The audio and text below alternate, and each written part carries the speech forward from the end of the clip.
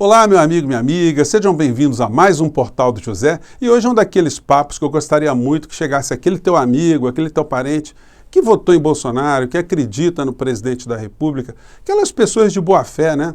Muitos chegam até o Portal do José, ficam indignados aqui com as nossas críticas, mas se você é dessas pessoas, assista o programa até o final, analise os dados que nós vamos colocar aqui, para você ver que não é uma coisa pessoal, não é um sentimento pessoal, não é uma coisa irracional.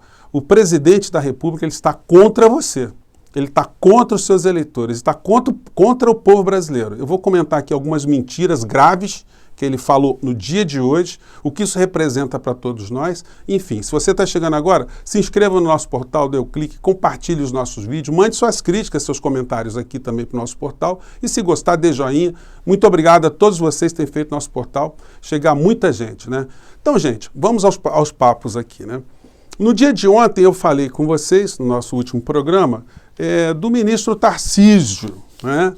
Que foi mencionado aqui nessa coluna do Hélio Gaspari, como um ministro que não vai ser candidato a nada e não quer ser, até porque ele já decidiu que quando sair do governo ele vai para a iniciativa privada.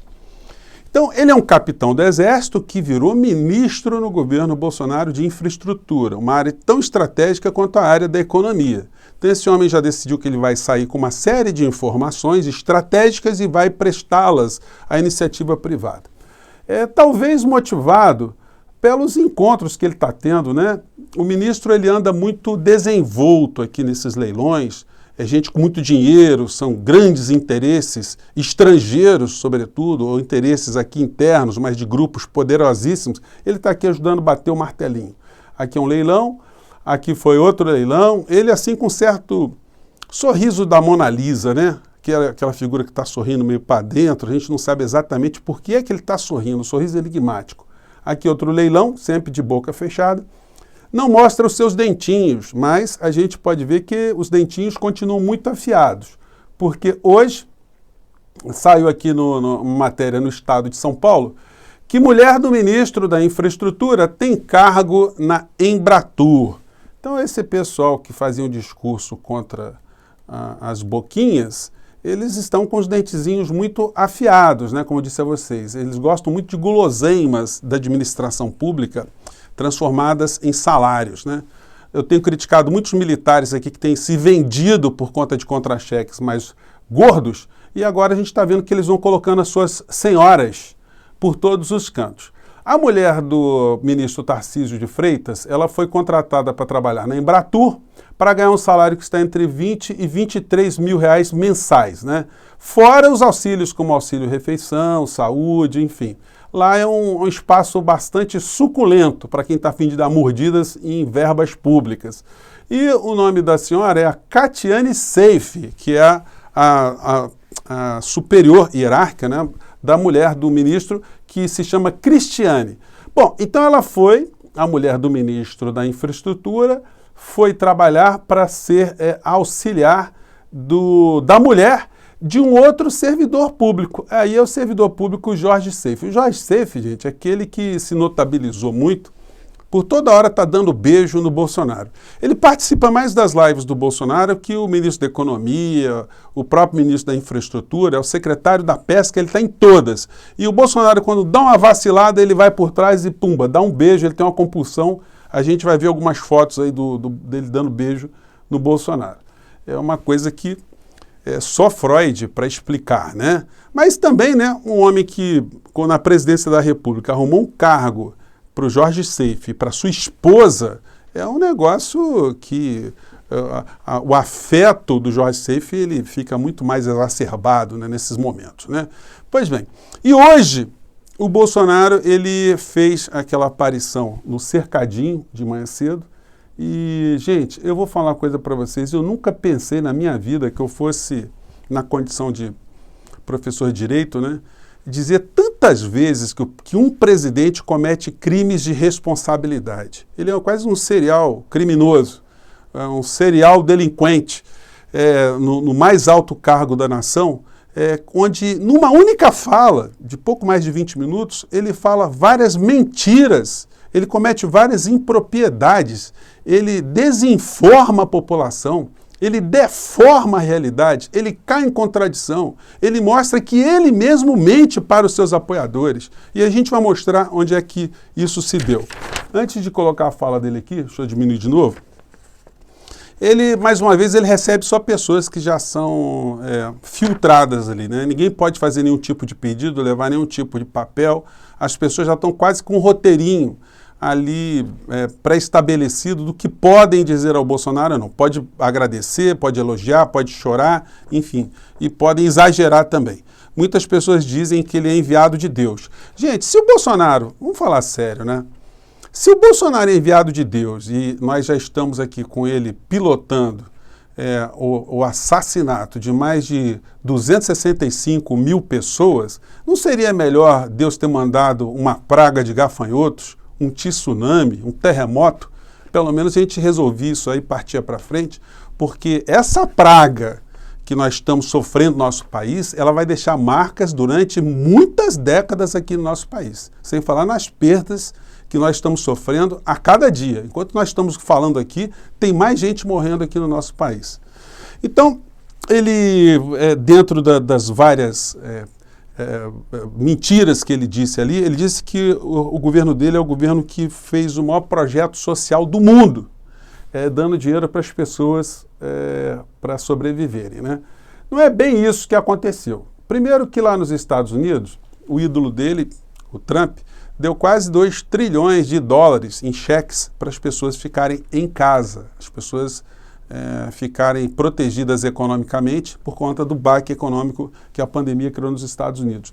Mas aqui no Brasil, o governo de Paulo Guedes / Bolsonaro, logo na primeira semana, fez um repasse de 1 trilhão e 200 bilhões de reais para bancos, para banqueiros. Foram os primeiros que foram salvos nesse tsunami aqui no nosso país.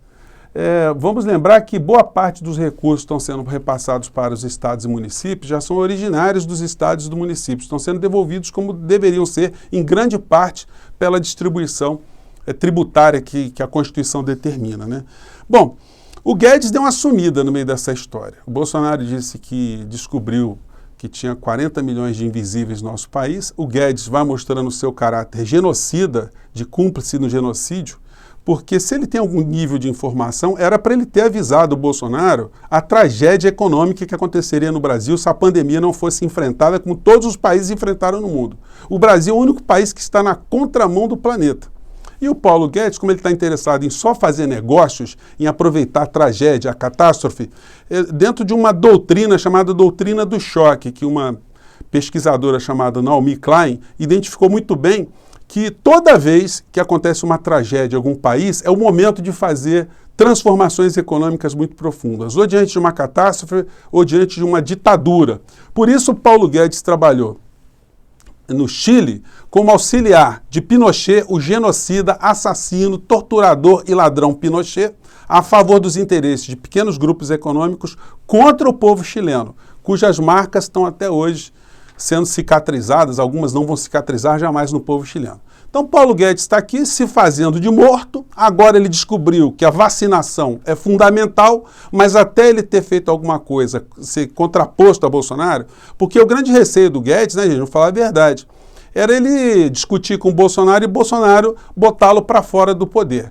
Como ele é uma figura sem escrúpulos e ele deve detestar o Bolsonaro, ele deve achar o Bolsonaro um idiota, um imbecil, e ele só está no governo porque ele está fazendo negócios, porque eles não têm ligação pessoal nenhuma, nem Guedes com Bolsonaro, nem Bolsonaro com Guedes, vamos falar a verdade, então ele está ali dentro para fazer negócios. Ele já disse que suporta qualquer tipo de humilhação.